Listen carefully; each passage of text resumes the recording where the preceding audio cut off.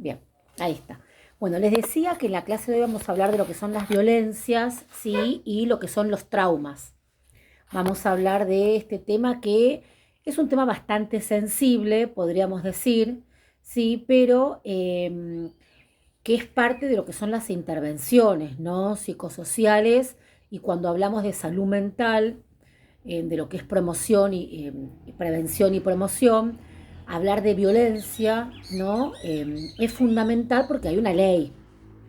Eh, este es un tema, digo, que hoy en día, lamentablemente, digo, volvemos siempre al contexto, ¿no? Pero pareciera que aparecen las leyes y las situaciones se empeoran peor, o que aparecen situaciones muy significativas. Podríamos hablar mucho de lo que es violencia de género, ¿no? Que estamos en una tasa de mortalidad muy complicada. Aparecen más casos, y parece que aparece un caso y en vez de la cosa bajar, aparecen más casos. Entonces tenemos que pensar en cuáles son las intervenciones psicosociales cuando hablamos de violencia.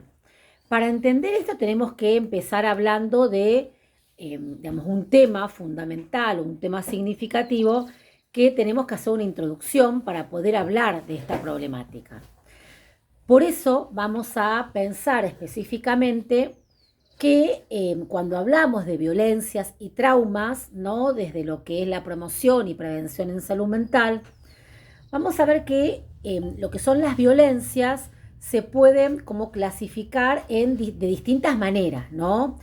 Podríamos pensar según el ámbito o la forma en la que se ejerce. Por eso hay clasificaciones que son claras y son como las más comunes que podríamos pensar. La violencia es también en la forma en la que se ejerce, ¿no? Porque si no queda como solamente encasillado lo que es la violencia de género, y en realidad eso está mal, ¿no? Hay diferentes tipos de violencias, ¿sí? Y hoy lo que tenemos que hacer es no minimizar las violencias. Hoy es entender que un grito es violencia, ¿no? Porque eso puede desencadenar y puede llevar a una situación. Obviamente que si vos, no sé, vas a una comisaría, no te van a capaz a tomar una denuncia porque denunció a una persona porque te gritó. Pero lo que puedes hacer, lo que uno puede hacer, ¿no? Es dejar un precedente con respecto a una situación que uno puede vivenciar, o esto de no minimizar, ¿no? Cuando uno está atravesando o empieza a darse cuenta que está en un ámbito violento, con compañeros de trabajo, con una pareja, con la familia, con quien sea. Y esto de pensar, ¿no? En eh, no naturalizar ciertas y determinadas cuestiones, con decir, no, pero no, pues es que es así la forma de ser, no es el carácter, pero no pasa de eso. Y cuando te das cuenta, ¿no? La situación termina siendo el golpe, o una persona termina atravesada por una situación de una violencia psicológica realmente grave. Vamos a ver que está lo que es la violencia, por eso, en base a cómo se ejerce, vamos a mencionar los diferentes tipos de violencia. Está la violencia física, que es, bueno, obviamente el uso de la fuerza que causa lo que llamamos un daño corporal. Después está lo que es la violencia psicológica o emocional, donde acá podemos meter dentro de este tipo de violencia lo que son humillaciones, manipulaciones, el control de una persona sobre otra, insultos, amenazas. Después está lo que es la violencia verbal, ¿no? Dentro de la violencia verbal pueden aparecer gritos, burlas, maltratos, descalificaciones, humillaciones, sometimiento. Después está lo que es la violencia sexual, ¿no? Que tiene que ver con cualquier acto sexual sin un consentimiento, que esto también es algo que se da mucho, ¿no? Eh, la violencia sexual es una violencia que, digamos, se da mucho y se da cada vez más en niños o en menores. Perdón, niños, o sea, menores o adolescentes. Y después está lo que es la violencia económica o patrimonial, que habla del control del dinero, destrucción o apropiación de bienes, ¿sí? Y después, a ver, la violencia económica también es algo que se ejerce un montón, ¿no? O sea, cuando uno habla de violencia económica, hay personas que están totalmente sometidas por este tipo de violencia, ¿no? Eh, Esto de querer controlar el dinero, lo que es la destrucción, esto de apropiarse. Y a veces no solamente es hablar de, digamos, de lo material, digamos, desde el dinero, sino cualquier tipo de situación que pueda generar, ¿no? Una situación que pueda hacer que a través no sé, de algo que preciado para uno, puede llegar a generar algún tipo de violencia. Y después está lo que lamentablemente es tan común hoy en día, que es la violencia de género, ¿no? Cuando hablamos de violencia de género, es cualquier acto dañino, podríamos decir, contra una persona por su género. Esto que puede estar arraigado en la desigualdad y este desequilibrio del poder, ¿no? Afectando desproporcionadamente a las mujeres y niñas, pero también, ¿no? A todos los que son, hoy hablamos de la comunidad LGTB y más, ¿no? Que sufren mucha violencia de género, digamos, con manifestaciones que pueden ser físicas, psicológicas, sexuales, económicas, patrimoniales, ¿no? Como decíamos recién, y en todo tipo de ámbitos, puede ser el hogar, el trabajo, la escuela, en la vía pública, causando muchas veces esto que llamamos, ¿no? Antes de llegar a lo mejor a la muerte de la persona, causando, bueno, sufrimiento, dominación y obstaculizando su desarrollo pleno como un individuo y siendo reconocido como un grave problema social en lo que es hoy lo que llamamos la salud pública. Hoy hablar de violencia de género es un tema que pareciera que esté hasta también naturalizado, ¿no? Digo, uno habla con alguien y dice, y no, porque yo sufrí violencia de género, ¿no? No, lo que pasa es que yo soy víctima de violencia de género. Uno lo escucha con cotidianidad, entonces pareciera que las personas estén como manifestando que en algún momento lo padecieron y que pudieron salir de la situación. Entonces, el poder poner en palabras y animarse a pedir ayuda o animarse también a poder a través del testimonio que cada una tiene, poder ponerlo en palabras, también es una manera de poder ayudar a un otro que a lo mejor no se anima porque se puede llegar a sentir juzgado o por vergüenza o por un montón de factores. Entonces, es importante, ¿no? Poder pedir ayuda, es importante poner en palabras, es importante desde lo comunicacional que haya alguien que se anime, ¿no? A poder decirlo para que haya un otro que a lo mejor pueda saber qué hacer. Cuando hablamos, ¿no? de violencia de género, tenemos que tener en cuenta que este concepto es clave. ¿Por qué? Porque habla de una definición amplia, habla de actos que infligen con daño físico, mental, sexual, privación de la libertad, basados en el género. Después hay una causa raíz, ¿no? Que habla de una desigualdad estructural del poder, abuso de poder y lo que son las normas sociales dañinas. Y después hay una principal víctima, como decíamos antes, mujeres y niños y niñas, aunque también hay hombres que pueden ser el blanco. Y después manifestaciones, ¿no? Físicas, psicológicas, sexuales, económicas, lo que es, y después la parte, ¿no? del feminicida, ¿no? Que es el asesinato por ser mujer. Hay ámbitos donde por lo general se da, es del ámbito privado, que es el hogar, pero también están los ámbitos públicos, ¿no? Como decíamos recién, escuela, trabajo, comunidad. Hay un montón de espacios donde hay personas que han padecido y han sufrido. Una de las características es lo que es la desigualdad, ¿no? Que esto nace de relaciones desiguales de poder basadas en el género.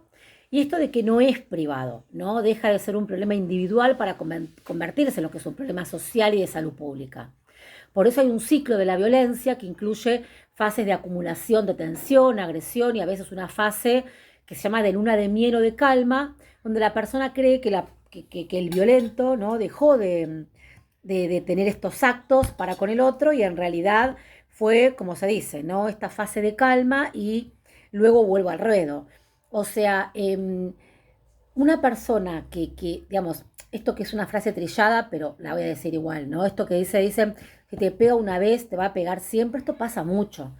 Y esto hay que entenderlo, o sea, uno no tiene ni siquiera que llegar a la violencia física. Cuando ya hay un destrato verbal, una situación significativa es donde uno tiene que tomar la decisión y tiene que irse o tiene que hacer una denuncia, porque esto de esperar lo que genera, ¿no? Es que esto sea cíclico de la violencia y que pase un tiempo y el violento vuelve a actuar. Por eso tiene un impacto. Tiene un impacto desde tres miradas. Uno desde una mirada desde la salud, que afecta a lo que es la salud física, la salud mental, con consecuencias a largo plazo. Después un impacto social y económico, ¿no? Que bajo rendimiento escolar, desempleo, pobreza y dependencia económica, muchas mujeres, digamos, tienen que soportar y tolerar al violento y naturalizan la violencia porque a lo mejor no tienen un techo donde ir a vivir o no tienen familia o no tienen nadie, entonces para que no quedarse con sus hijos en la calle prefieren aguantar, soportar y tolerar situaciones, ¿no? De humillación, con el solo hecho, ¿no? De no tener un lugar donde vivir. Bueno, hoy en día podemos decir que hay un montón de espacios y lugares donde se le da ayuda a la víctima, donde se la aloja con las familias, hasta que haya los lugares, estos tienen abogados, que lo que hacen es luego sacar al violento de la casa cuando hay menores y que la mujer pueda volver a la casa con la familia. Y la verdad es que están dando muy buenos resultados. Obviamente que no, uno no va a impulsar nunca, porque yo siempre digo, uno cuando está frente a una persona que es violentada, uno es muy fácil capaz de decir agarra tus cosas y andate. No, no, no. Sí, es muy fácil decirlo. Solamente quien lo vivencia sabe lo que es tomar semejante decisión sin saber a dónde ir, donde a lo mejor terminás en un lugar donde la pasás peor. Uno lo que tiene que hacer es acompañar, sugerir, orientar, pero nunca presionar, porque eso puede llegar a hacer que las decisiones realmente no sean buenas. Tampoco vamos a naturalizar y decir que se quede viviendo en la casa con el violento porque no tiene dónde irse, sino lo que tenemos que hacer es tejer redes donde hay espacios, casas de medio camino que dan lugar a las víctimas hasta que se pueda, desde el marco legal, acompañar a que pueda capaz recuperar su casa, cuando hay hijos de por medio, o poder buscar la forma de estas redes que vamos tejiendo, hacer que las personas puedan a lo mejor empezar a tener una autonomía y una independencia. Esta autonomía y esta independencia no es de un día para otro. La autonomía y la independencia también es, ¿no?, generando redes, acompañando y dando herramientas a quien padece de violencia para que pueda saber qué es lo que tiene que hacer y cómo puede salir adelante. Por eso se trabaja siempre con la víctima, se trabaja la autoestima, ¿no? Si no trabajamos la autoestima de una persona que vivió bajo el sometimiento durante mucho tiempo, es muy difícil que podamos trabajar la autonomía. Por eso aparece lo que es el feminicidio y lo que es el transvesticidio, ¿no? Que tiene que ver con esta forma más extrema, donde un crimen de odio motivado por el género o la identidad de género. Hoy en día, lamentablemente, ¿no?, tenemos que decir que, digamos, pareciera, ¿no?, que estemos en situaciones donde creemos que hemos mejorado como sociedad, pero lamentablemente tenemos que decir que no, ¿no? Que si bien hay leyes, hay un montón de lugares que amparan y lamentablemente es como que cada vez se acrecentan más los casos y cada vez uno se entera más de situaciones de vulnerabilidad digamos, por las cuales tienen que atravesar las personas que son violentadas. Sí, Andrés. Préstame para sacar la foto. Hola, buenas noches. Sí. Mira, yo te puedo hablar desde mi experiencia particular. A mí me pasó primero no me di cuenta cómo empezaba el círculo.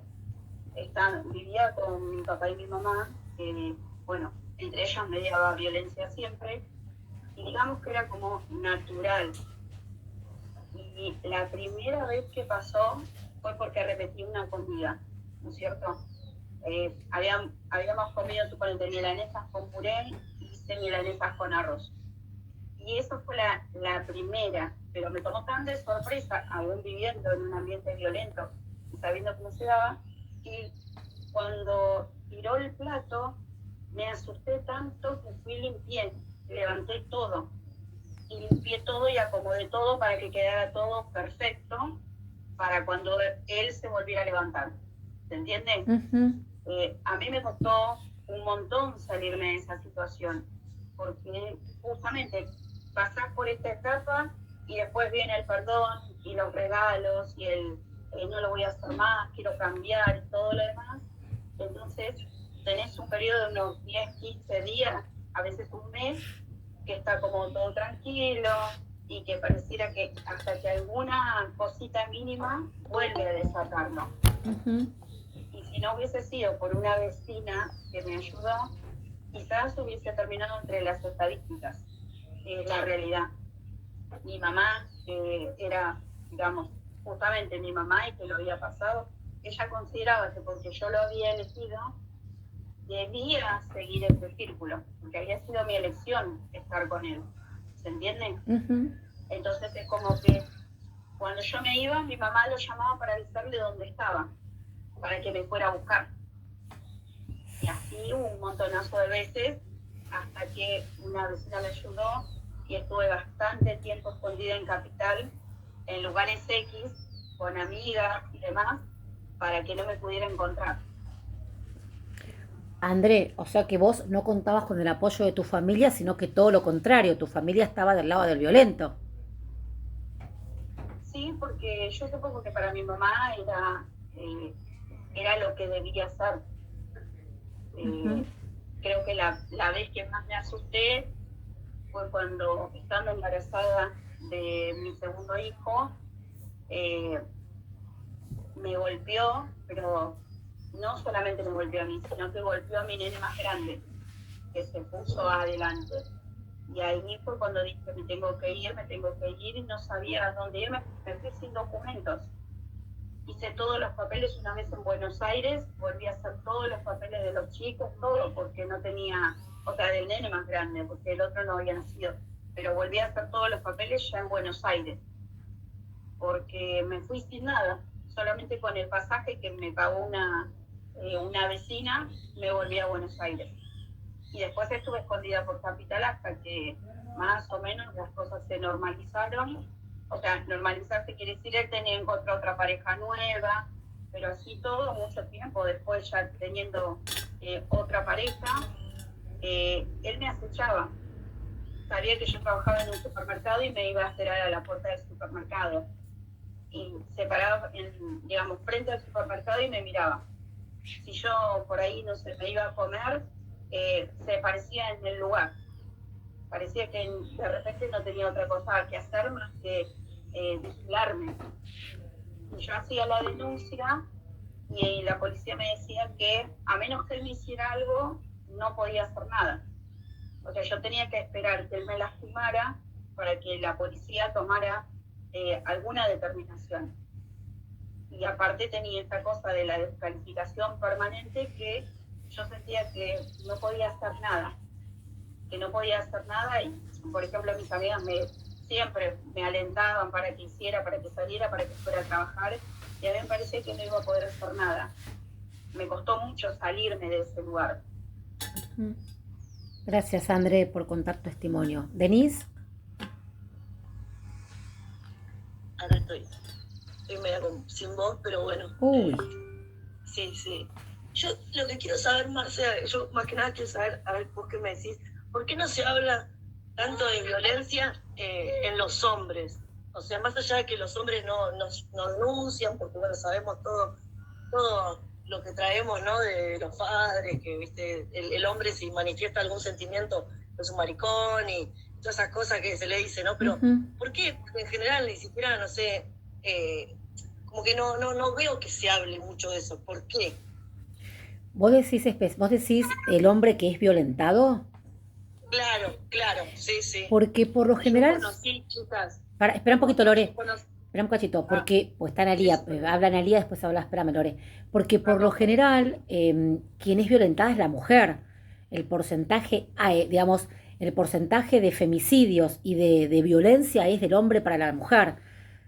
Hay una estadística que dice que de cada 50 hombres, uno solo es violentado. Creo que incluso es un poco más alto el número. O sea, por lo general, quien es violentada es la mujer, ¿sí? Son muy pocos los casos que hay de mujeres que violentan. Ojo, yo conozco mujeres que han violentado, incluso Hay un programa, vieron que yo soy coordinadora del Comité de Violencias del hospital donde yo trabajo, y hay un programa que está muy bueno, que les voy a subir el material, donde antes de que termine el año participamos de un espacio de NIS donde hay talleres específicos para los hombres que son violentados. El Ministerio de la Provincia de Buenos Aires no solamente hace abordaje e intervención para la mujer que es víctima de violencia, sino también para el hombre. Incluso también se hacen talleres para el hombre que está arrepentido y que a lo mejor está privado de su libertad. Se le dan herramientas para que cuando se vuelva a reinsertar en la sociedad pueda saber cómo tiene que a lo mejor empezar a manejarse, se le da asistencia psicológica, se trabaja lo que es la inserción laboral, la inserción comunitaria, ¿sí? Pero hay dispositivos que son muy buenos, pero por lo general, o sea, de lo que se habla es de violencia de género para con la mujer, porque somos principalmente, digamos, las víctimas. Pero para que sepas, hay programas también para los hombres que sufren violencia. Yo se los voy a subir, lo tengo que buscar, porque si entran a la página del Ministerio, ahora ya les doy la palabra, chicas, si entran a la página del Ministerio de Salud de la provincia, hay una página, lo que es violencias, abordajes de violencias del Ministerio de Salud de la provincia, donde ahí hay espacios y dispositivos para darle herramientas al hombre que también es violentado, Denise. ¿Sí? O sea que, bueno, gracias, sí, Marce, sí. porque ¿sabes por qué? Porque, bueno, las chicas no saben, pues obviamente Sí, sabés, pues sí, me sí, conocés, sí. y yo soy personal policial, Ujú. y de mis compañeros, no sé, más o menos, no sé, tengo, vamos a poner un ejemplo, 10 amigos, 8, la mujer le pega. Porque no sale, pero claro, ellos claro. no sé si es porque después te comen un garrón o qué, ya eso no lo sé, porque no estoy ahí adentro Ujú. de su casa, pero los bajan y yo, ¿viste? Digo que no hay algo para eso, pero es bueno eso que vos me decís, porque es bueno saberlo para después poder darle las herramientas a esas personas. Sí, y yo creo que hay algo también que tiene que ver con el género en sí, que a lo mejor por una cuestión de, no sé, de vergüenza o lo que sea, puede ser que también haya hombres que no se animen a denunciar. Puede ser también eso, ¿sí? Pero por lo general, pero sí, yo lo voy a buscar, déme un tiempito, capaz mañana a la mañana me voy a fijar bien dónde está el teléfono y el contacto para también herramientas y todo lo que es la inserción y reinserción para el hombre que sufre violencia. Pero sí, yo creo que tiene que ver con una cuestión de género, esto de que, imagínense que muchas veces a la mujer le cuesta denunciar, imagínense al hombre que ya de por sí no, somos una sociedad bastante machista, entonces a lo mejor por vergüenza o por un montón de situaciones capaz no se animan a denunciar. Pero sí existe, así que se los voy a pasar. Sí, Analía, después Lorena y después Silvana. Bueno, no, Marcel, buenas tardes a todas. Hola, Ana. No, era lo que dijiste vos ahora, que también ahora el gobierno de la provincia hay muchos programas para ayudar. Ujú. Pusieron muchos programas, capacitaciones, y tanto para personal policial, no sé si la compañera es de la provincia, pero pusieron, porque este año yo conozco un montón de compañeros que les ha tocado el caso que de la otra parte era violenta. Y bueno, y los invitan a van como tipo terapias, a diferentes capacitaciones, Sí. tipo terapias grupales Sí. de compañeros. Y también, bueno, la compañera que había comentado eso, que cuando alguno sufre violencia o hostigamiento de parte de la pareja o expareja, uno cuando sí siente que en la comisaría no puede ir a hacer la denuncia, siente que no le dan la importancia de lo que tiene la situación, se tiene que acercar al polo judicial, que está el juzgado de familia también. Ujú. Bien, Eso, Marce. bien. Gracias, Ana, por la información. Lore, ¿qué querías comentar vos? Muchas gracias. Hola. Hola, Lore. Tardes.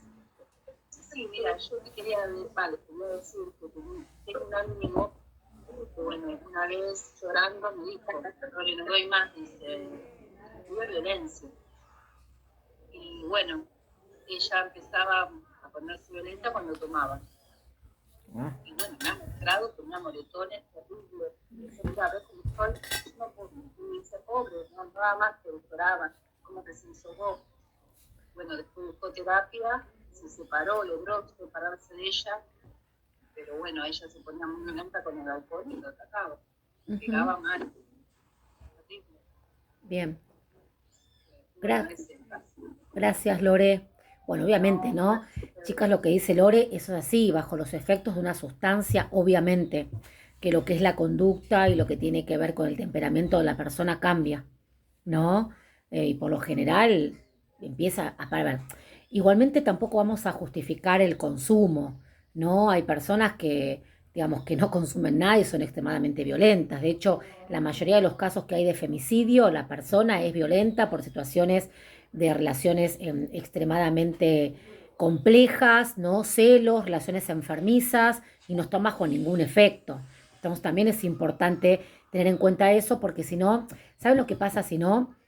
Acá aparecen los abogados, vieron penalistas que dicen, y lo que pasa es como está bajo el efecto de, o esta que, por ejemplo, esta mina que andaba en auto, la Toreto esta, que no, lo que pasa que y mató a un pobre tipo, un transeúnto que iba en una moto, y no, no justifiquemos cosas que no corresponden. Obviamente que bajo un efecto, la persona obviamente que va a tener un cambio en la conducta significativo, pero también hay un porcentaje muy alto de personas que no están bajo ningún psicofármaco encima, ¿sí? Y matan y hacen cosas extremadamente graves. Como también hay un montón de personas que tienen problemáticas en la salud mental y también, obviamente, que una persona, no sé, con un diagnóstico de esquizofrenia paranoide, en brote, más vale que no está lúcido, orientado en tiempo y espacio y no sabe ni lo que hace y puede llegar a tener conductas, digamos, peligrosas para sí y para terceros. Pero, por lo general, el violento es violento, ¿sí? Es eso. Sil y después Jessie. Hola chicas, buenas tardes. No, a mí me también eso, nada, los hombres no van a denunciar. O sea, quizás hasta se acercan a la comisaría, por eso no hay estadísticas más que nada. Y lo que yo pasé con mi hermano también, ella, la esposa tenía un tumor en la cabeza. Y bueno, ella deliraba, lo último, o sea, ella falleció, obvio. Ella deliraba que él le metía los cuernos. Ella, cuando le agarró eso, tuvo un bebé. Y bueno, el nene es muy parecido a mi hermano. Y él se tuvo que ir de la casa porque ella lo quería matar al nene. A mi hermano lo corría con los cuchillos, lo violentaba. Fue terrible, pero era por el tema, nosotros lo justificamos por ese lado. O sea, no era, pero después que él siempre estuvo con ella, nunca la denunció, jamás, jamás. Es más, teníamos que salir, yo no vivo cerca de casa ahora, pero de mi casa, de la casa de mi hermano, pero cada vez que ella salía a correrlo, o sea, ni estando tomada ni nada. Después había etapas que le había agarrado que no podía caminar porque se le había paralizado la mitad del cuerpo y bueno, y ahí era todo verbal. Y bueno, era una locura, hasta lo último, pero él nunca se movió del lado de ella. Así todo padeció toda esa violencia en todo sentido, pero él nunca se alejó. Y nada, y él nunca denunció. Y conozco casos también vecinos de una chica que lo sacaba al pasillo al pibe. Lo sacaban las piñas acá hasta el pasillo. Era increíble. Decir que gracias a Dios se fueron y están viviendo, pero siguen juntos. O sea, y así, mirá, te puedo contar también de otra vecina que también se fueron, que se agarraban a trompadas. No, y así, y es eso. O sea, eso quería comentar nada más. Bien, gracias, Sil. Jessie. Hola, buenas tardes. No, más que nada me quedé pensando en lo que dijo Denise, que ella dice que, bueno, ella es personal policial, que dice que tiene compañeros que tienen y padecen violencia de género y no van a denunciar por la profesión. ¿Entendí mal lo que dijiste, Denise? Porque nosotros, o sea, antes de que pase a mayores, sabiendo que tenemos un armamento provisto, tendrían que ir a hacer mínimo un expediente de constancia. No sé si eso también tiene que ver con lo que Analia te dijo, de qué personal, de dónde sos, si sos de provincia, de capital.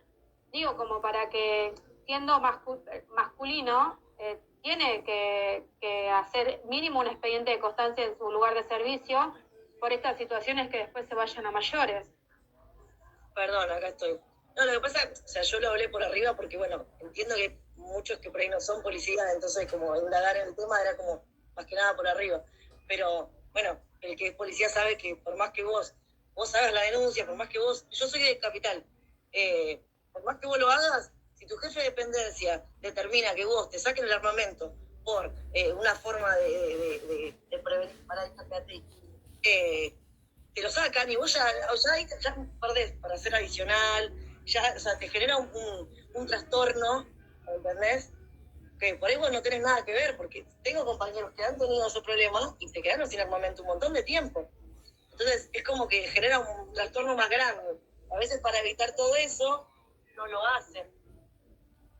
Está bien, pero tu dependencia tiene que tomarte un expediente de constancia para que esto esté, bueno, después si querés lo hablamos, pero que tiene que tener un expediente de constancia a tu lugar de servicio, porque si el femenino va a hacer una denuncia en contra del personal masculino, después sí va a pasar lo que decís, pero si está el expediente de constancia que está constatando de que estas situaciones se vienen atravesando y pasando, y por miedo a reproches administrativos tiene que quedar por escrito, pero bueno, no importa. Sí, no, yo pero más que nada era mi aclaración de que porque sean personal policial no significa de que no vayan a denunciarlo. No, pero no vayan a hacerlo, porque después tiene toda la de perder si el femenino va a denunciar haciendo una contradenuncia, ¿entendés? Vaya a denunciar si quieren el comisario, a modo de resguardo te saca el armamento. Más allá de que a vos te hayan violentado, por más que vos hayas hecho la denuncia, nosotros tenemos, no sé si vos sos de Capital o no, pero en la ODI nuestra dice, ¿entendés? Pero está bien, pero tu armamento queda al resguardo de la comisaría mientras que vos vas a tu domicilio y volvés. Después podés seguir de servicio normalmente. Ahora, que después empiezan a sacar las... No importa, después lo hablamos si querés. No, está bien, pero o sea que... porque me quedé pensando en eso. Estoy informada, porque hace 14 años que soy personal policial. Pero yo lo que iba es que le genera un trastorno. No digo que no puede dejar, o sea, que no va a dejar de ser policía. A eso es lo que yo me refería. Claro, lo que quiere decir Denise, me parece, Jessie, es que, me parece que están hablando las dos de lo mismo. Lo que quiere decir es el trastorno que a lo mejor genera tener que hacer la denuncia o capaz, capaz siendo hombre, hacer la denuncia, tener que dejar el arma, que no, digamos, también tiene que ver con una cuestión, o sea, digamos, tiene que ver también con la personalidad de cada uno. Digo, tengamos en cuenta que por lo general ya un hombre hace una denuncia, se me hace que le debe costar, capaz más si es policía, porque, digamos, tienen capaz una forma de ser diferente, están inculcados de otro lugar, entonces a lo mejor capaz tener que dejar el arma, no genera también hasta miedo, porque coincido con lo que decís vos, lo real sería que dejen el arma en el destacamento, no sé cómo se llame, después cuando va a tomar el servicio se lo den de vuelta. Pero a lo mejor también muchas personas capaz tienen miedo a que esto le pueda traer un problema, que con el tiempo les puedan afectar los adicionales. Pero digo, capaz es la cabeza de cada uno las inseguridades y los miedos que pueden aparecer, digo. No sé, no tengo nada que con el palo, perdón chicas, pero digo... Sí, pero simplemente yo quería preguntarle porque... o sea, se pueden hacer cosas. Que tengan este temor de es otro tema. Administrativamente, Bien. Pero siendo personal policial, sí se pueden hacer cosas. Bien. Eso nada más me quedé pensando. Bien. Me parece que está bueno esto, porque también es información, digo, que nosotras que digamos, que no tenemos, no sabemos, no entendemos mucho de esto, que ustedes tres nos puedan decir, esto está bueno, porque me parece que bueno, digo, uno como ciudadano les pasa muchas veces esto, ¿no? A veces... ¿lo hago, no lo hago? ¿Qué decisión tomar? ¿Por miedo a? ¿O qué puede pasar? Está bueno saber que se puede y que en realidad nadie te puede privar de por hacer una denuncia, de dejarte sin horas extras o adicionales, porque en realidad lo que tienen que hacer es resguardar. Obviamente que sí me parece bien que el arma no esté en la casa por una cuestión de seguridad, ¿no? Porque no sabemos si una situación, qué sé yo, de la persona que le puede pasar. Haber un arma en la casa es algo que es riesgoso. Pero muchas veces me parece que tiene que ver con esto, capaz creo que tiene con miedos capaz, ¿no? De no saber qué hacer, pero está bueno saber que la ley los ampara y que pueden hacer la denuncia y que hay un lugar y que hay quien resguarde para esto. Y que también es importante esto de que vista un uniforme policial no significa de que no necesite ayuda y que también sea violento, que también sea como cualquier otro ciudadano que está haciendo mal las cosas y necesita ayuda, y la persona que está al lado también. Totalmente. Bueno, nada, eso. Está muy bien, coincido totalmente con lo que decís y me parece que también porque si no es como que pareciera que, digamos, por estar en una fuerza no necesitan ayuda, que son fuertes ante todo, y no, tienen un montón de situaciones, un montón de, digamos, las situaciones de vulnerabilidad que tenemos cualquier persona también las tienen ustedes, que a lo mejor alguien no la ponga en palabras por ciertas y determinadas cosas, otro tema. Pero me parece que está bueno esto, y está muy bueno que lo digas, por eso digo que los programas que hay están muy buenos, que era lo que hablaba Anita, porque la verdad que dan herramientas muy interesantes. El tema es animarse. Pero eso no solamente pasa con la fuerza, nos pasa a cualquiera de nosotros. Hay personas que dicen, y no, no ir a hacer la denuncia, y no.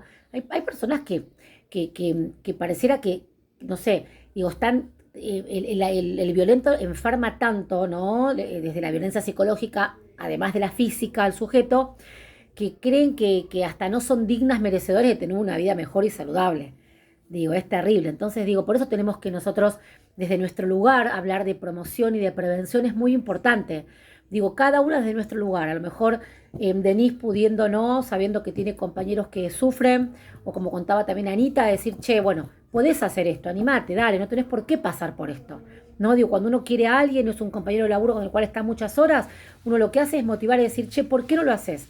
Che, digo, a mí me pasa un montón, ¿no? Digo, mi mamá recién me decía, estás de vacaciones y no estás descansando un carajo. Y es verdad, pero porque hay veces que a ver, tiene que ver con cómo uno es. A mí alguien me escribe, che, mira, me pasa esto, no, no estoy de vacaciones. No, digo, capaz si es algo que veo que no es, che, me esperás, estoy de vacaciones, es urgente, pero si no es como que es innato de uno, que uno no puede hacerla. Sos vos nomás la que No, no, no. Porque, sos vos nomás, sos tu No, no, esencia. no, no, chicas, hay un montón. No, no, no, no, yo digo, yo me pongo yo como ejemplo.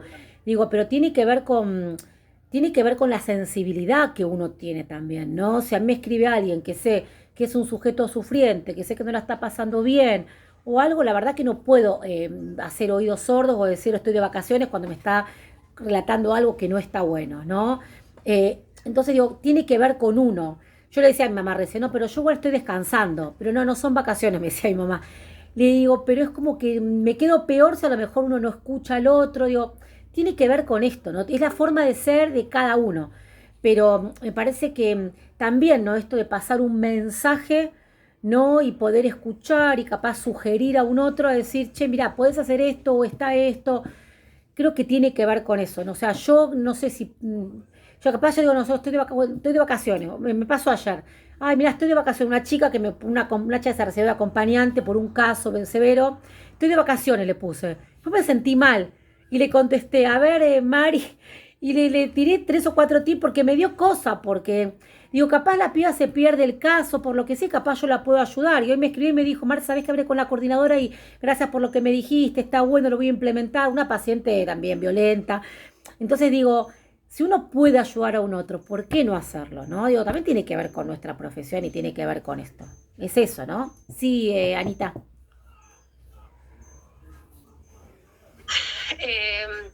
Yo la semana pasada no pude estar en la clase y me estaba acordando hoy, justo cuando vos traes, bueno, este comentario, me está acordando una compañera que tuvimos en psicología social nosotros, que era Rose, que hace un par de semanas me contactó, no sé, que falleció el hermano, Sí. que el hermano está internado en un cotolengo, Sí, y directamente, bueno, el hermano tenía esquizofrenia. retraso madurativo, varias patologías tenía. Sí, Y bueno, después de que se escapó un montón de veces de la casa, ellos consiguieron una internación en el cotolengo mediante el juzgado. Ujú. Consiguieron, bueno, el hermano hacía creo que 3 o 4 años que estaba viviendo en el cotolengo y que, bueno, me avisa Rose que había fallecido. De un día para el otro ellos lo venían visitando y le avisaron que, bueno, que había fallecido el hermano, y ellos, no sé, hacía 2 días que lo habían visto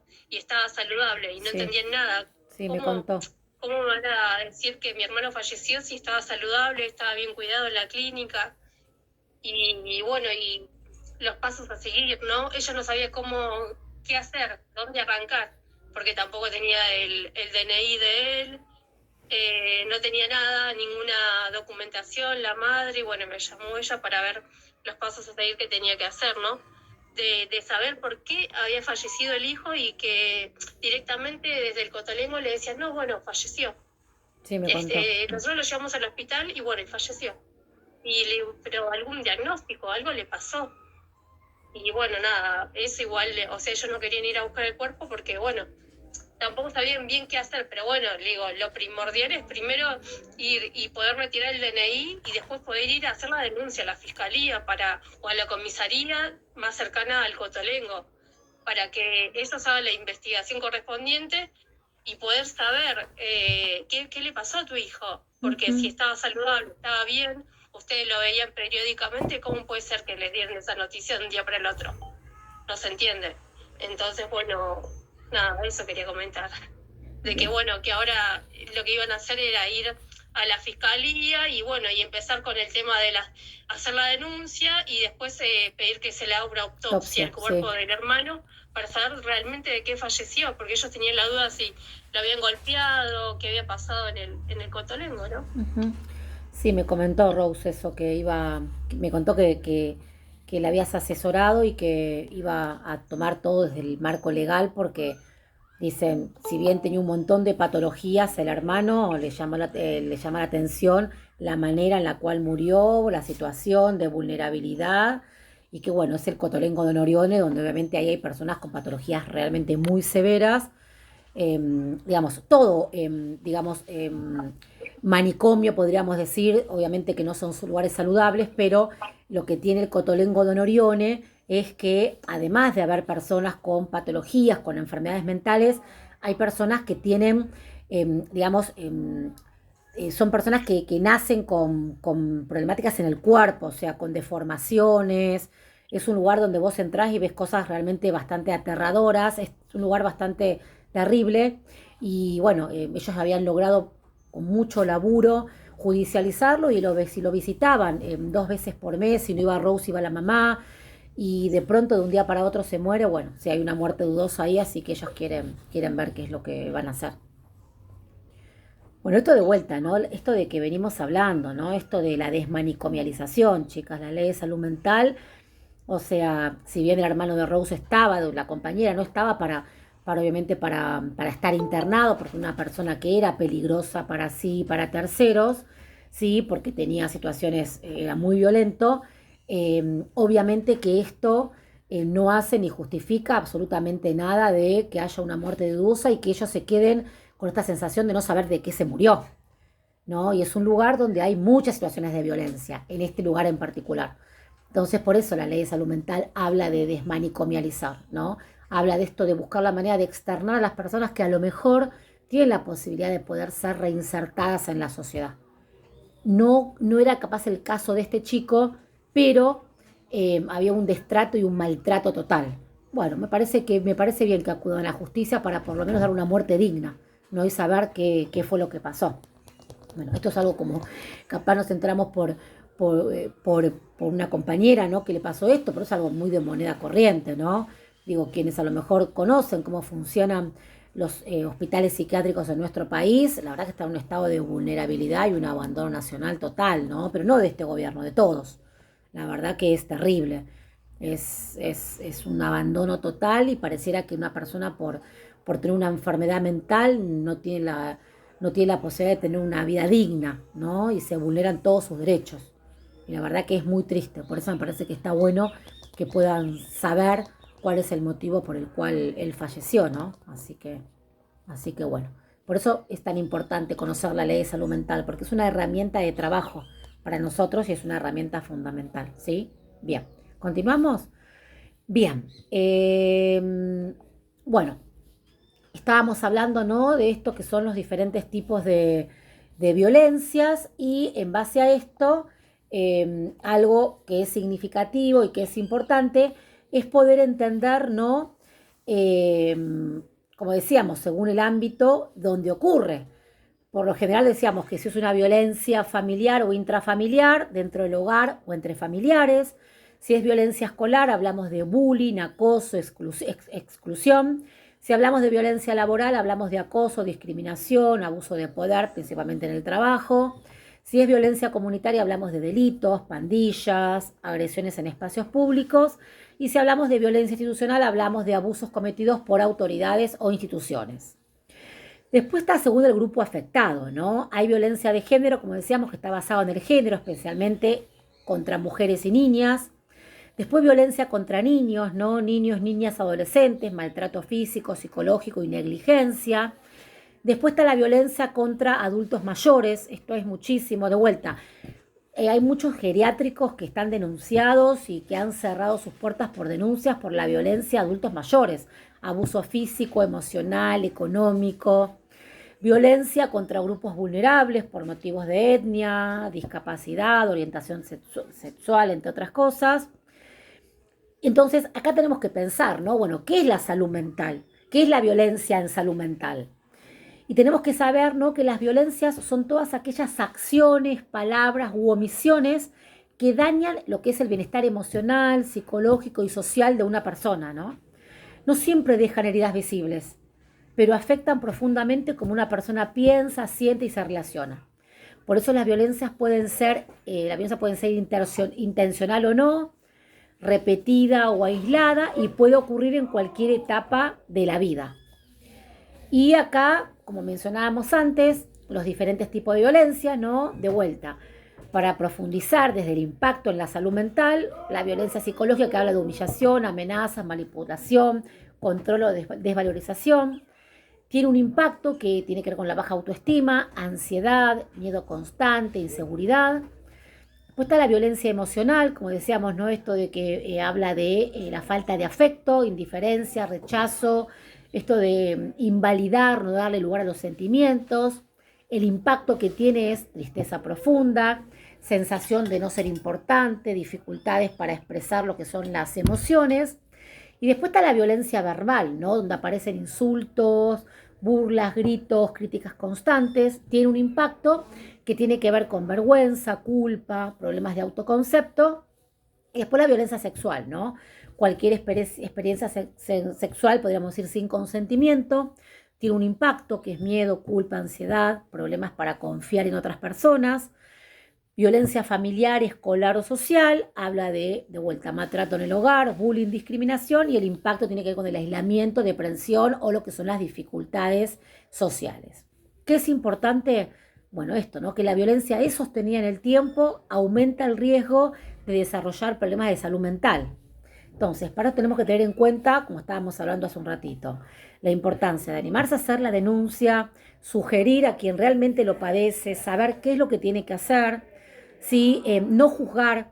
Si estamos dispuestos a ayudar, no tenemos que juzgar. Si no, es preferible decirle, no, mira, ¿sabes qué? No te puedo ayudar, perdóname, porque a veces hasta podemos entorpecer la tarea. A veces uno, por querer ayudar, termina entorpeciendo y no sabemos cuál puede ser el impacto de esa persona, incluso hasta capaz quitarse la vida, ¿no?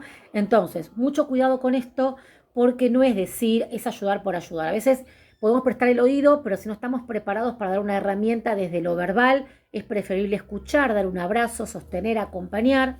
Y si creemos que no estamos pasándola bien y que emocionalmente no estamos bien, no está mal tampoco decirle, che, mira, ¿sabes qué?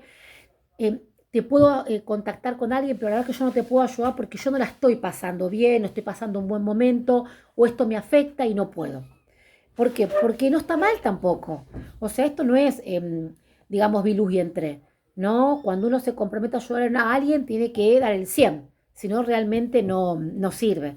Entonces, ayudar tiene que ver con esto, con este compromiso de poder entender a un otro y brindarnos para poder ayudarlo a que pueda mejorar su calidad de vida y no llegar a que sea una tragedia, que es lo que tenemos que buscar, es la prevención. Por eso tenemos que hablar. Digo, falta un montón de talleres y abordajes de lo que es violencia de género, ¿no? Tanto para el hombre como para la mujer. Capaz, digo, pensando en las chicas, ¿no?, que trabajan en las fuerzas, ¿por qué no pensar en que puedan dar un taller, ¿no? Si tienen espacios donde capaz los habilitan y tienen jefes que a lo mejor apuestan a eso, ¿por qué no dar ustedes un taller? Me parece que está muy bueno.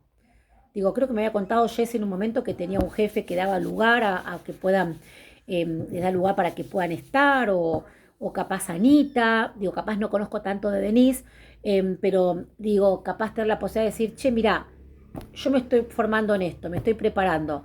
¿Por qué no hacer un taller y darle herramientas a estos compañeros que no la están pasando bien? Bueno, es para pensarlo, ¿no? Esto de armar un proyectito y presentarlo. Sí, Normita.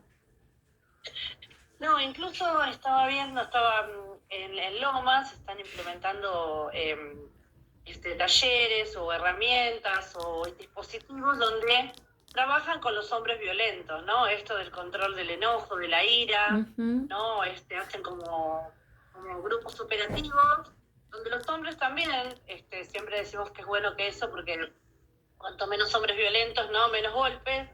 Entonces esto también, tienen psicólogos, tienen psiquiatras, se evalúa, ¿no? Todo, no es que todo igual dentro, pero está bueno esto también de que ellos puedan trabajar sobre eso, ¿no? Y me quedé pensando esto de no juzgar, por supuesto que no estoy a favor de los golpes, que sea claro, lo que quiere decir que también está bueno del otro lado, también qué le pasó a ese sujeto Ujú. golpeador y poder trabajar, ¿no? Desde Total. un lugar, de un dispositivo donde pueda esto del control de la ira, del enojo, de dónde sale eso, de dónde Ujú. surge, ¿no? Me parece que también está bueno. Totalmente de acuerdo. Es así, muy bien. Bueno, y ahora entramos en qué son los traumas en salud mental, ¿no? Vamos a ver que un trauma psicológico es una respuesta emocional, no es profunda, bueno, que se produce cuando una persona vive una experiencia que puede ser muy dolorosa o abrumadora o amenazante y que siente que no puede manejarla o escapar de ella. El trauma no depende solo del hecho, sino de cómo la persona lo vive y de sí, ¿no? Digamos, si puede contar o no con apoyo. Hay un montón de situaciones que pueden generar un trauma. Violencia física, psicológica, sexual, maltrato en la infancia, acoso prolongado, pérdidas importantes, duelos, accidentes o situaciones de peligro, negligencia o abandono emocional. Y fíjense que esto es muy interesante porque para poder evitar el trauma, de vuelta, ¿no? Qué importante sería trabajar desde la promoción y la prevención. ¿Por qué? Porque hablar de promoción y prevención puede hacer que trabajando las violencias, que es lo que estábamos mencionando recién, podemos evitar el trauma. Yo siempre les cuento, ¿no? Que Freud dice que un niño con una infancia feliz es un adulto que va a poder sobrellevar situaciones de todo tipo. Y es verdad, ¿no? Me sumo a esto que decía recién Normita. El violento ¿cómo lo ayudamos? ¿Qué hacemos? ¿Qué trae? ¿Qué pasó con sus matrices? Lo que trae desde su infancia. Y seguramente una vida muy compleja. Entonces, digo, trabajar con eso, ¿no? Y el trabajar con eso también hace y ayuda, no desde el justificar, sino desde poder dar herramientas y ver, che, a ver, este tipo se lo puede reinsertar. Sabemos que este tipo tuvo una vida que fue, no sé, una persona que fue violentada en su infancia, etcétera. Por a ver, ¿qué podemos hacer para poder ayudarlo? Es una persona que podemos darle herramientas para que se pueda insertar y que pueda mejorar. De vuelta, en la provincia de Buenos Aires hay ¿cómo se llama? Hay capacitaciones y programas para poder ayudar al hombre violento que se puede intentar reinsertar, incluso en los penales también hay. Esto es un laburo pleno para nosotras, ¿no? Y más quienes son o estudian psicología social, el abordaje es maravilloso y es un trabajo hermosísimo para hacer. Entonces digo, ¿cuánto hay por hacer? Porque si no nos quedamos en esta, no es violento, ya está. No, a ver, ¿qué hacemos con este tipo? Este tipo está mal, está arrepentido, se reconoce un violento, que es lo primero que hay que trabajar. Sí, bueno, si damos el primer paso y se reconoce violento, a partir de ahí podemos hacer un montón de cosas. Entonces, digo, es un laburo muy arduo, pero extremadamente posible para poder laburar. Entonces, digo, animarnos a esto, ¿no? Por eso, estas situaciones que pueden generar un trauma. ¿Y cómo afecta el trauma en la salud mental? Bueno, el trauma obviamente puede alterar lo que hablamos, ¿no? Lo que es un funcionamiento emocional, mental, capaz también trayendo, ¿no? Esto que había contado Sil de la cuñada, ¿no? Que es verdad, a través de un tumor cerebral, es verdad. Cuando yo conozco personas bueno, que murieron capaz a causa de un tumor cerebral, pero cómo cambia la conducta y la personalidad es terrible y por lo general el 90% lo que afecta es el temperamento. Se vuelven personas extremadamente violentas, no pueden manejar la ira y tiene que ver con este tipo de enfermedades, ¿no? Cuando hablamos del que el trauma puede alterar, ¿no? Este funcionamiento que es emocional, mental, provocando que, bueno, recuerdos dolorosos que aparecen sin aviso, miedo intenso, sensación de amenaza constante, dificultades para dormir o concentrarse, cambios de humor, aislamiento social, problemas para confiar en otras personas y lo que es la relación entre violencia y trauma. Por eso es importante saber que la violencia es una de las principales causas del trauma psicológico. Cuando la violencia ocurre en la infancia o se repite de los patrones que traemos, ¿sí?, el impacto puede ser mayor. No todas las personas desarrollan traumas ante la misma experiencia, porque influyen factores como la edad, el apoyo recibido, las redes que se pueden tejer y obviamente la personalidad. Por eso es muy importante pensar en esto que es la importancia de la atención en salud mental. Por eso hablamos de que las violencias y los traumas no tratados pueden afectar el desarrollo emocional, el rendimiento escolar o laboral y las relaciones, ¿no?, interpersonales, pareja, amigos, familia, etc. Y vamos a ver que con apoyo psicológico, contención emocional y entornos seguros es posible poder sanar y recuperar el bienestar. Me sumo de vuelta a lo que dijo Normita, ¿no? Nosotros como agentes de cambio podemos hacer esto. Nosotros como agentes de cambio podemos hacer posible que un sujeto se pueda reinsertar. Siempre trabajamos en pos de la construcción, ¿no? Y en este pos de la construcción que trabajamos de manera interdisciplinaria, se pueden hacer un montón de cosas. Por eso es muy importante saber, ¿no?, qué abordaje terapéutico hacer ante una situación o una persona que no la está pasando bien. ¿Sí? André. Mira, es muy importante lo que acabas de decir, porque a veces cuando venís de un contexto violento no te das cuenta lo que pasa. A mí me pasó una vez que en esta situación de que, digamos, mi hermano, que es varón y que es más grande que yo, en las situaciones donde mi papá le pegaba a mi mamá, él nunca se metía, se escondía. A mí me daba tanta, hoy te podría decir desesperación. En ese momento no sé qué era, pero me metía en el medio para separarlo. Incluso muchas veces se le pedía ayudar a mi mamá a llevarla a la cama o sacarla del lugar. Una vez pasó que mi papá le pegó, y le pegó estando en el piso, y en esa misma desesperación yo agarré una azada, no sé si saben lo que es una azada. Es una espada con una empuñadura ancha, y se la di a mi papá en la cabeza. Mi papá se desmayó, pero yo en ese momento sentí que lo había matado. Y me fui de mi casa corriendo, descalza, y no sabía dónde ir, no sabía qué hacer. Yo estoy hablando, tenía 16 años. Con él le pasó mucho tiempo. Cuando yo me salí del círculo de violencia con el que era mi pareja, me di cuenta que también tenía que hacer control de la ira, porque así como uno ve toda esta cuestión de la violencia y la naturaliza, a veces uno es como que tiene esos 5 minutos en que no lo puede dominar. Y cuando venís de un contexto donde, digamos que está mal, por ahí mal expresado lo que quiero decir, pero por ahí la misma adrenalina es lo que te hace, digamos, de manera constante, cuando tu vida es pacífica y pareciera que está todo bien, es como que uno necesitara sentirlo nuevamente. Entonces a veces uno mismo genera la violencia.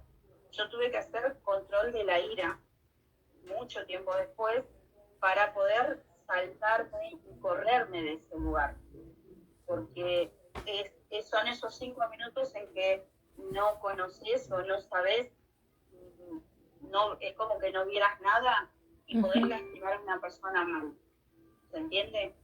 Entonces son todas esas cosas que a veces uno va arrastrando y que si bien yo no las quería para mis hijos, me tuve que deconstruir un montón. Mis hijos si bien son autistas, yo llevo casi, digamos, unos 20 años fuera del círculo de violencia, ¿se entiende? Pero fue una cosa que yo decidí. Y yo, a veces me pasaba que de 0 a 100, una pavada que hacían los chicos me generaba tanto enojo que prefería irme porque tenía la sensación de que si los retaba o les ponía una mano encima, que no es justamente lo mejor que uno tiene que hacer, porque uno lo tiene que explicar el porqué, pero sentía que los iba a lastimar mal, entonces prefería irme. La verdad que es una deconstrucción muy grande, porque uno tiene que aprender todo lo que pasa, ¿no es cierto? Principalmente porque no es lo que uno le quiere dejar a sus hijos y no es lo que uno, no es el lugar donde uno quiere estar. Gracias, Andrés. Bueno, por eso decimos, ¿no? Ahí te doy la palabra, Mari. Qué importante es cuando uno tiene la necesidad y entiende que necesita ayuda. Digo, es muy importante dar ese paso, porque hay muchas personas, eso tiene que ver con la personalidad de cada uno, ¿no? Digo, con las vivencias, pero hay personas que se creen que hay de cosas que no podemos salir solos, chicos, chicas. Hay cosas que necesitamos ayuda sí o sí. Entonces, dar el primer paso y decir, che, necesito ayuda, es un montón. Pero para poder animarse a eso hay que hacer todo un proceso capaz terapéutico, sanar y entender que lo tengo que hacer por mí, por mis hijos. Primero por mí, porque si no estoy bien conmigo mismo no voy a poder estar bien con nadie. Después de entender que es por esto, ¿no? Y después de 20 años poder entender y lograr eso es un montón. Así que felicitaciones. Mari. Estás muteada, Mari. Estás muteada, María Barreto. Desmuteate.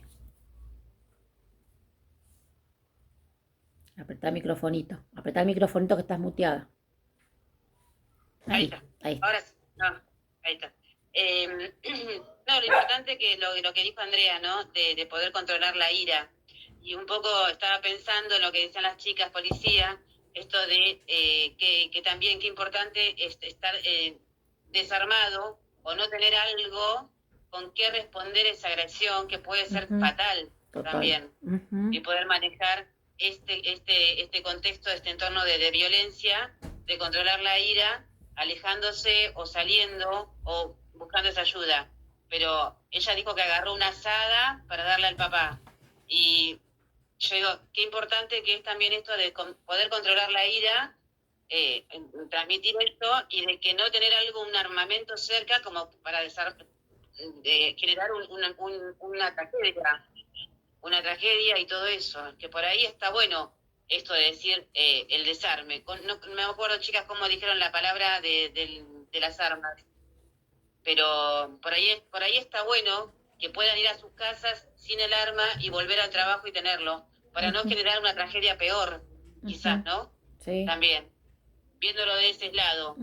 Quizás me equivoco, pero coincido. A mí me parece que es importante también esto, de poder controlar la ira y no tener algo que pueda generar una tragedia en la mano. Total, coincido totalmente. Es verdad eso. Clau, gracias, Mari. Claro. Hola, chicas. Hola, Clau. La ira no es algo, un impulso más emocional, porque no sé, se me hace, yo tuve una situación, nada más, yo soy súper pacífica, no me gustan las discusiones, no me gustan las peleas, no me gusta nada.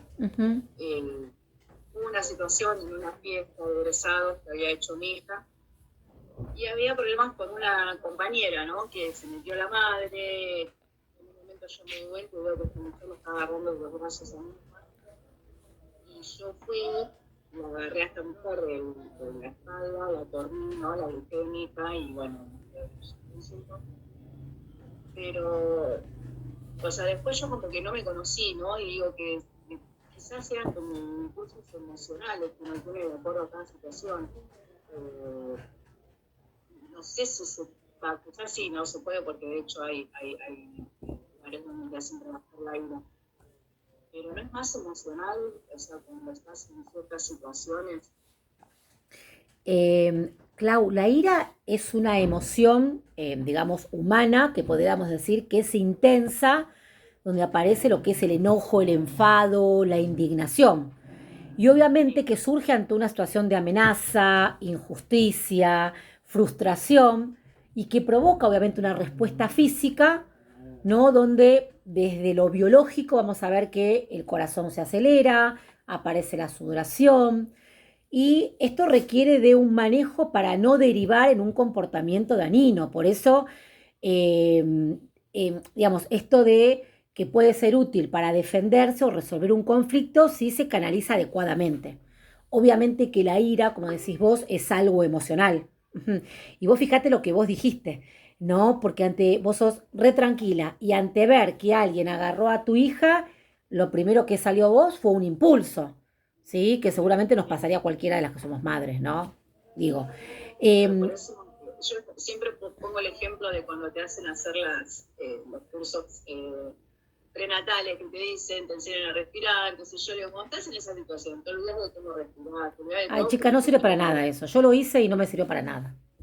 No, por eso te digo, o sea, está buenísimo que quienes sientan la necesidad, ¿no?, de hacer el tratamiento este de contra la ira, como un poco en este mundo, está perfecto.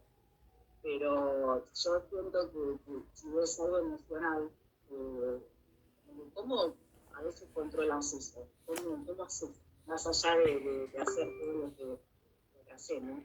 A ver, esto tiene que ver, la ira se va a manifestar en base a la situación, obviamente que es algo emocional. Obviamente que si la ira sale por salir, porque vas manejando y sos un intolerante, que el semáforo está en amarillo, a empezar a tocar bocina, ahí tenemos que trabajar la conducta. Ahora, ¿no? Y estamos viviendo en tiempos de mucha violencia. La gente está muy violenta, la gente está muy loca, la gente está armada. Estamos viviendo tiempos muy difíciles. Ahora, ante una situación, no vamos a justificar la violencia, pero ante una situación, digo, capaz de un hijo, pienso, me parece que uno lo que va a tener es una reacción, ¿no? Es decir, che, ¿para qué le agarras a mi hijo, a mi hija, etcétera? Ahora, si la situación empieza, ¿no? La ira empieza digamos, a acrecentar, ¿no? Y uno se empieza... Ya te exasperas. Claro, ante cualquier cosa, ya cualquier cosa te genera ira y te querés pelear con todo el mundo y cualquier cosa está latente esta situación, es cuando uno dice, che, a ver, algo me está pasando, necesito ayuda porque esto ya no es saludable. O sea, nunca vamos a justificar la violencia, pero obviamente que hay situaciones significativas donde si alguien tiene que defenderse ya no es ira, es defenderse. La ira es cuando hay un descontrol ante algo emocional, un impulso, pero vamos a ver en qué contexto se da.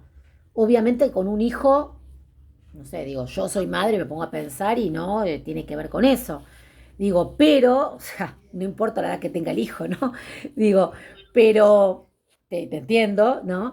Digo, el tema es medir la vara, decir, che, es con esto, me doy cuenta que ante cualquier cosita me saco y me violento. Bueno, eso me parece que es lo que hay que medir, lo que hay que tener en cuenta. Pero sí, tiene que ver con algo emocional, Clau, totalmente, es así, ¿sí? Bien, Juli, gracias, Clau. Juli y después Silvana. Hola, buenas tardes, buenas noches. Hola, Juli. Bueno, yo quería contar dos anécdotas que tengo así rápido. Primero, mi padrastro era violento con mi mamá. Bueno, yo tenía 15 años, bueno, de más chica, ¿no? Y ejercía toda violencia posible, psicológica, económica, bueno, física también. Y bueno, pero la fue envolviendo mi mamá de a poco, porque yo digo que el violento es violento en todo sentido. Sí, manipulador. Muy manipulador, viste, al principio la enamoró, bueno, mi mamá era viuda con 4 hijos, y la envolvió de una manera como que nos quería, nos odiaba a nosotros, nos hizo la vida imposible.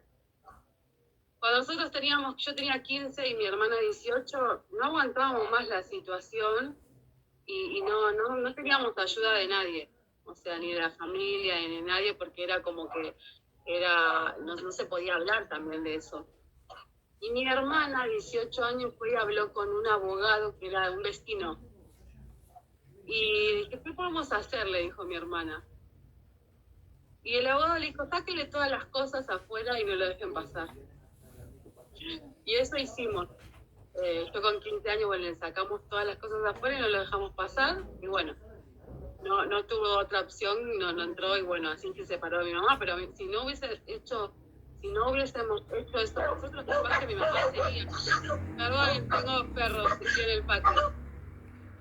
Capaz que mi mamá seguía con esa persona porque mi mamá es como que no se daba cuenta y nosotros éramos chicas y yo no lo podía entender.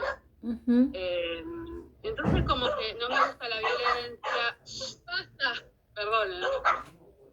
Pero bueno, soy re pacífica también y hace poco me pasó algo a principio de año. Estábamos en el colectivo viajando con mi marido y hubo una pelea. Hubo una pelea, unas personas, unos pasajeros se pelearon con el colectivero. Y el colectivero se baja, un loco total, y le pega un piedrazo a esta persona que estaba peleando y le pega a mi marido el piedrazo. Mi marido cae en el suelo. Y bueno, yo, o sea, el contexto, soy re pacífica, soy re tranquila, me le colgué arriba del colectivero, ¿viste? Ni yo lo podía creer, me colgué arriba como, no sé, defendiéndolo. ¿Cómo iba a ser algo así? Lo podía haber matado a mi marido, un bodoque así le tiró, en la cintura. Mi marido camina porque Dios quiso, ¿no? Pero ahí yo me di cuenta también que uno eso no lo controla, ese impulso. Porque yo, cuando lo contaba, me decían, qué raro vos, cómo sos, saltaste, sí, lo quería matar yo, ¿cómo va a ser una cosa así? Pero bueno, me controlé en el sentido de que no lo pegué nada, pero me le colgué arriba como diciendo, ¿qué haces? ¿Estás loco?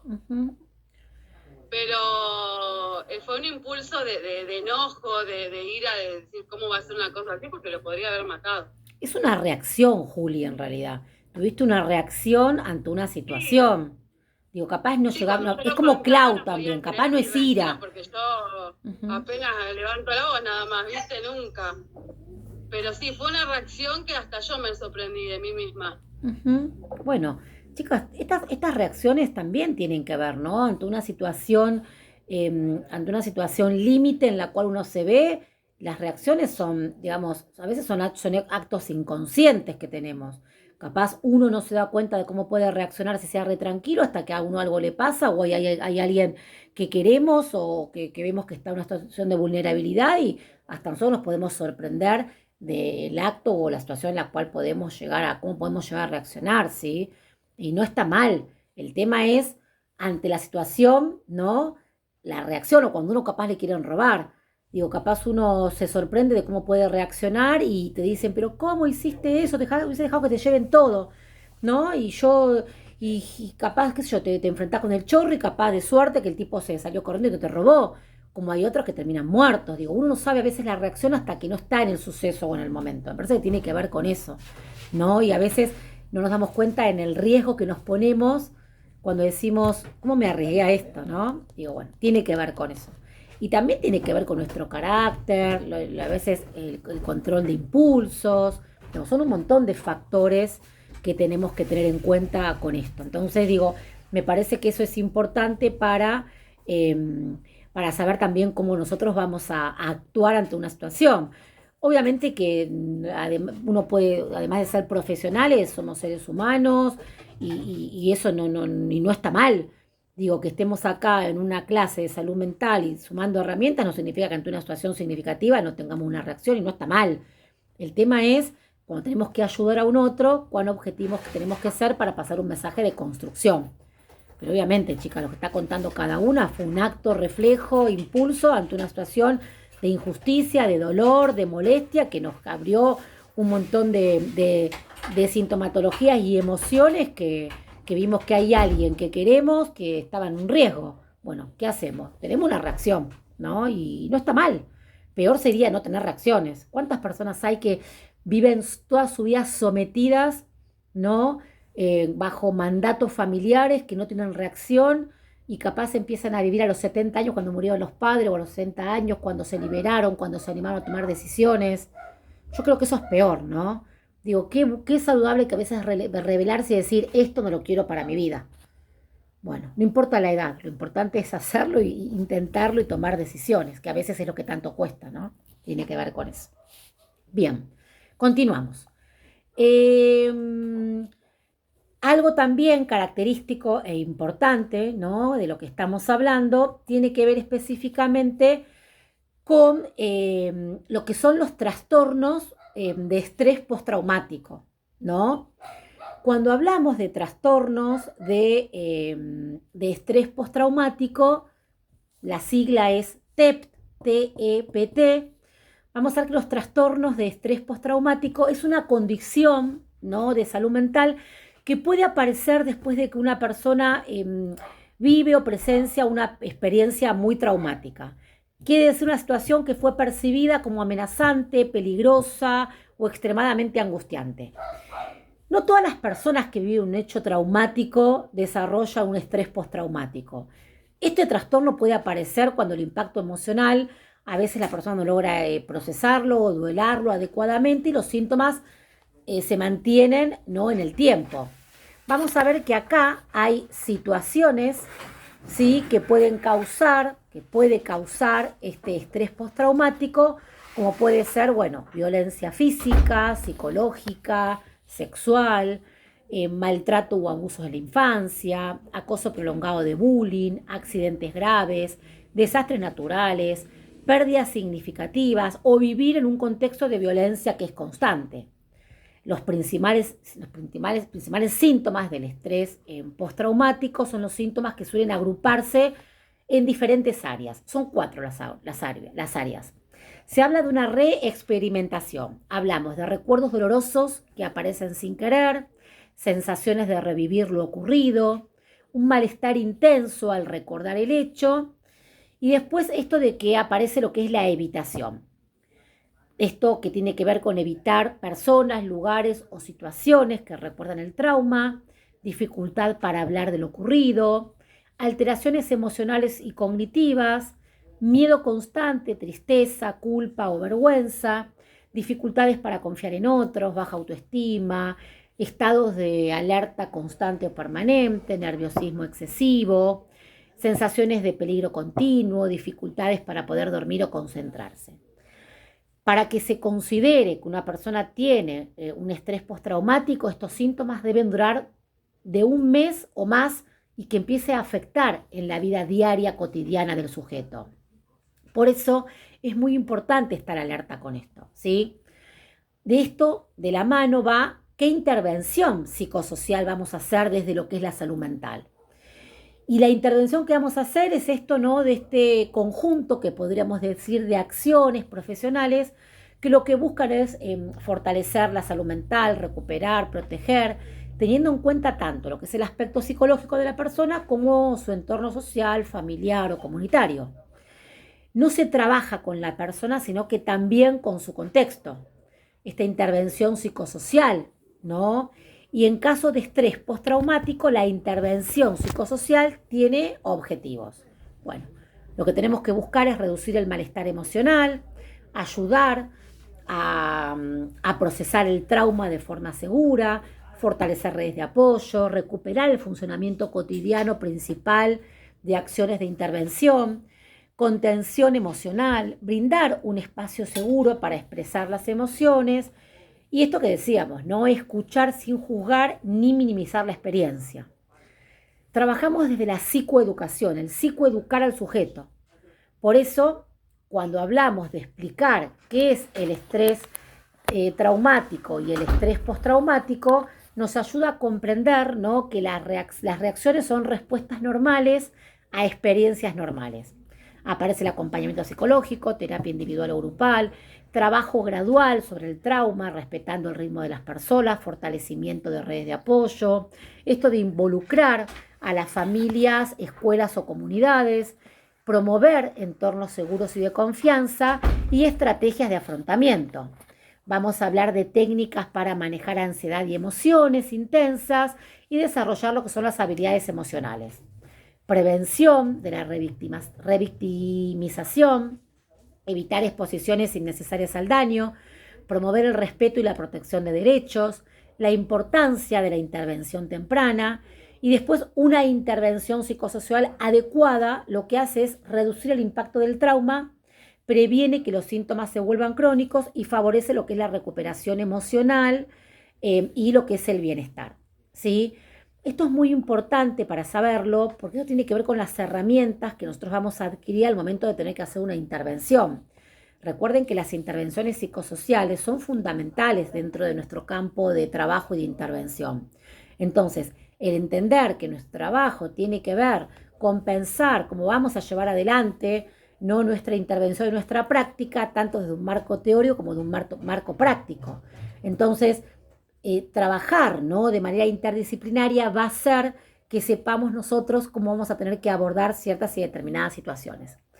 Yo estoy armando no para ahora, ¿no?, para más o menos para mayo, algo muy interesante que brinda muchas herramientas para principalmente quienes están formados en acompañamiento terapéutico, operador en adicciones o son psicólogos sociales, psicólogos, que tiene que ver con los primeros auxilios psicológicos, ¿no? Lo que es el PEP. Yo me formé, me capacité ya en pandemia de esto y me doy cuenta que cada vez se necesitan más herramientas de intervención en lo que son los primeros auxilios psicológicos. Para trabajar en situaciones límites, catástrofes. Fíjense cuando fue la pandemia, muchos psicólogos sociales trabajamos en lo que son los primeros auxilios psicológicos. Es tener herramientas de situación que pueden ser, no sé, de catástrofes, no sé, catástrofe puede ser una inundación, cuando pasó lo de, no sé, lo de cuando fue el atentado en la AMIA, o cuando hay una situación significativa que pasa, no sé, en un barrio o en una comunidad. Por eso es muy importante formarse y seguir adquiriendo herramientas. Y los primeros auxilios psicológicos nos ayudan a tener herramientas en todo tipo de contexto donde hay que trabajar desde la urgencia y la emergencia. Por eso lo llamamos, dentro de los primeros auxilios psicológicos, entra lo que son las emergencias psicosociales, ¿no? Por eso es importante seguir formándose. ¿Y por qué metemos un montón de profesiones acá adentro? Porque uno ante una situación de trauma, si no tenés herramientas y hay una situación, no sé, que tenés que llevar adelante hay un cosa de bomba en un edificio o en una escuela o en un lugar. Hay personas que no saben cómo hacer, sí, te hacen la evacuación, todo, pero ¿cómo está bien? Perfecto, para salir del lugar. Pero ¿cómo trabajas con la persona? ¿Cómo le das tranquilidad? ¿Cómo le das herramientas? Bueno, eso lo hacemos nosotros también. Así que después se los voy a pasar para que lo vean, pero tiene que ver con esto, ¿no? Fíjense que no termina nunca la formación, nos seguimos formando y seguimos aprendiendo, porque aparte hay mucho trabajo. Fíjense esto que dijo Normita, ¿no? El municipio de Lopa está, bueno, eso es un laburo para ustedes, para nosotros. Digo, entonces, qué desafío es poder trabajar con un violento, ¿no? Y trabajar lo que trae el trauma de la infancia, del por qué es violento, por qué repitió los patrones. Porque, bueno, es esto. Bueno, estas son las herramientas que tenemos que sumar para poder trabajar, ¿sí? Así que bueno. ¿Alguna pregunta, duda, consulta?